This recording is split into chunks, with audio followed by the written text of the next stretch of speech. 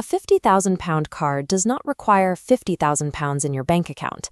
That is exactly why you see them everywhere. But the monthly payment can hide something much more expensive, the real cost of owning one. A driver can be sitting in a £50,000 SUV after putting down only a few £1,000s.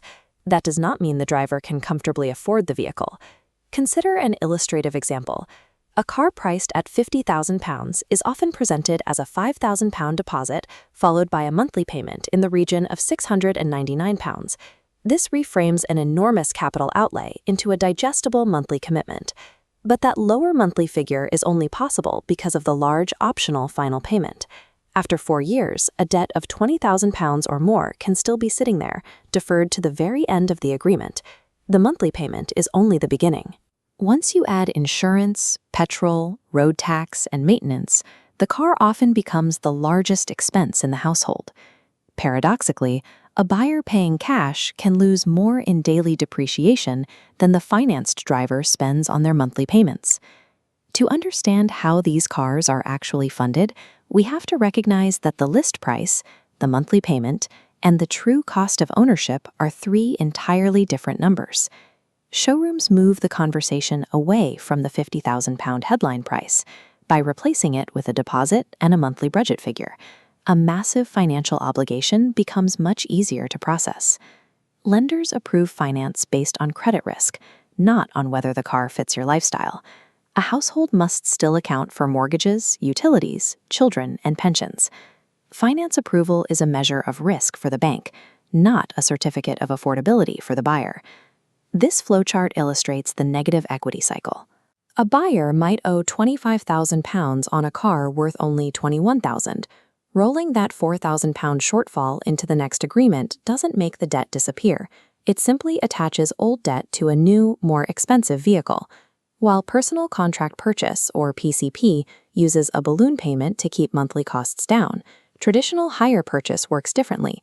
As shown on the lower track, HP payments are higher because the buyer repays the entire value of the car during the term, resulting in full ownership without a final debt to clear. Lowering the monthly payment through a PCP structure merely delays the financial burden. It does not reduce the price of the car. Not every luxury vehicle on the motorway is a private purchase.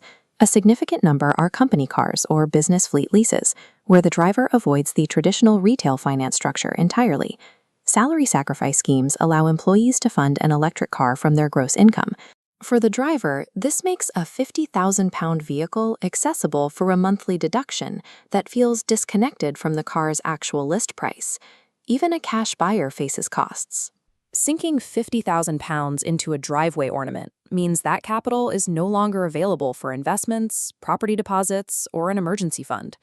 Then there is the largest hidden expense, depreciation. This is the silent evaporation of value that occurs every day the car is in your possession.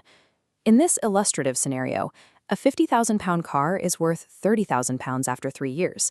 That £20,000 loss represents over £550 of value vanishing every single month, before you have even paid for insurance or petrol. When you place that monthly depreciation alongside a typical finance payment, the two figures are often comparable. Ignoring this loss creates a false sense of security regarding the total cost of motoring.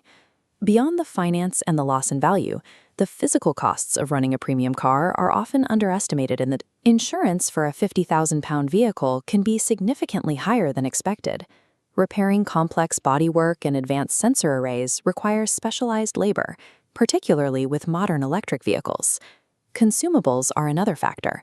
Large premium SUVs require wide, low-profile, or high-load tires. A single set can cost more than the annual maintenance of a standard hatchback. A car's purchase price might depreciate to £25,000, but the cost of its brakes and servicing remains anchored to its original £50,000 status. Choosing a premium car locks you into a premium maintenance ecosystem, regardless of the vehicle's age or current market value. Two identical SUVs sitting on the same street can represent completely different financial circumstances. One may belong to a driver who is car poor, someone with minimal savings and high debt, dedicating a significant portion of their take-home pay to a car they have effectively rented from a bank.